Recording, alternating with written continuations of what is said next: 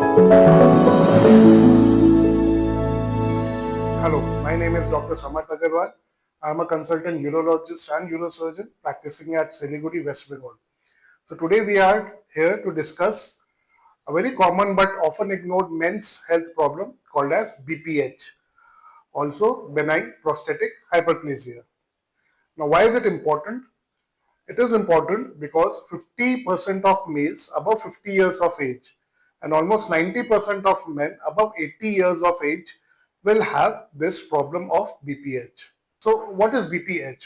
Now in layman's term, BPH means a non-cancerous enlargement of prostate. The prostate is a small organ which is located between your urinary bladder and urethra.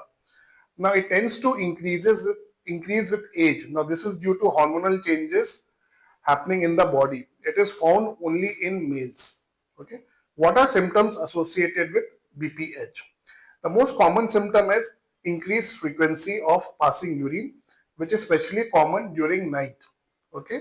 Apart from that, patient will also complain of weak urinary stream, a degree of hesitancy, that is, it takes time to initiate micturition, the flow will be slow, and there will always be a sense of incomplete evacuation of urine. Okay, so all these are the most common symptoms of BPH. Now, why these symptoms are important? Because remember, this is a progressive disease. If not taken care of, patients mostly land up in urinary retention and ultimately other complications such as renal failures. Okay. Another important point of remembering is that BPH is a non-cancerous enlargement of prostate. Okay. However, cancerous enlargement also takes place in prostate, but that is different. We are dealing with benign enlargement of prostate, BPH. So what patients are at risk? So there are 4-5 categories of patients which have an increased risk of having BPH.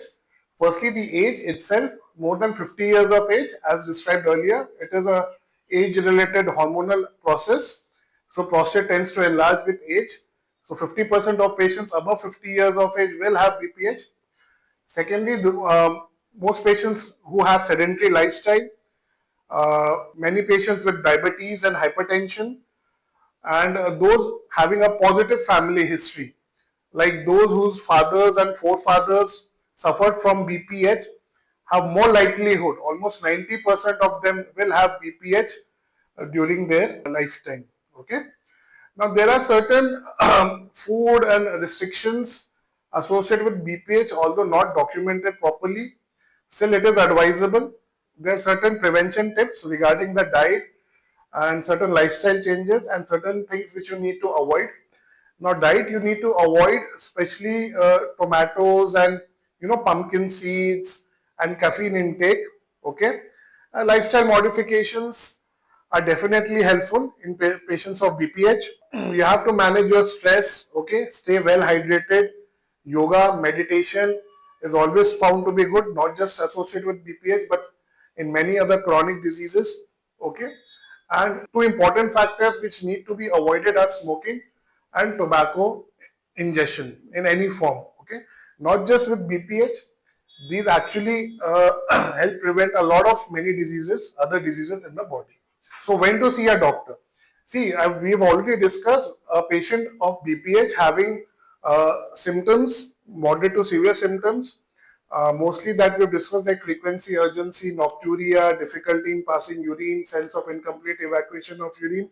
They all should consult a urologist. There are certain basic tests which we order in patients of BPH. One is a blood test called a serum PSA. This is done to see that the growth of prostate is not non-cancerous and it is a benign prostatic growth. Secondly, we order an ultrasound KUB, kidney ureter bladder. This helps us in evaluating the size of prostate and how much of residual urine is left inside the bladder after patient passes the urine. And thirdly, something which is called as a uroflowmetry test, which helps us in assessing the speed of the urine flow. Now, all these, basis on all these 3-4 parameters, we help decide the treatment of the patients. So the treatment of the patient fall into two broad categories. One is the medical management and other is the surgical management. So in medical management, we have a wonderful group of drugs known as alpha blockers and 5-alpha reductase inhibitors. Now, with the advent of technology, we are able to manage most of the prostatic cases. Almost 80 to 90% of the patients are managed medically with the help of these drugs. Again, in the drug category, we have three broad classifications like alfusin molecule, tamsulosin, and silodosin molecule. So these molecules are tailored according to the patient's specific conditions, and whatever is best suited for them is started for the patient. Once on medical, there are certain group of patients who fail medical management, and then we order surgical management. Now again, the surgical management, we have so advanced lasers nowadays, mostly holmium, thulium and bipolar lasers, that surgeries that are done are mostly bloodless and painless. Okay, and they are completely sutureless surgeries. Hardly 20-25 minutes is required for the surgery, and the patient has to stay in the hospital for 1 day. Okay, after discharge, the catheter is kept for a few days, and once the catheter is removed, the patient voids.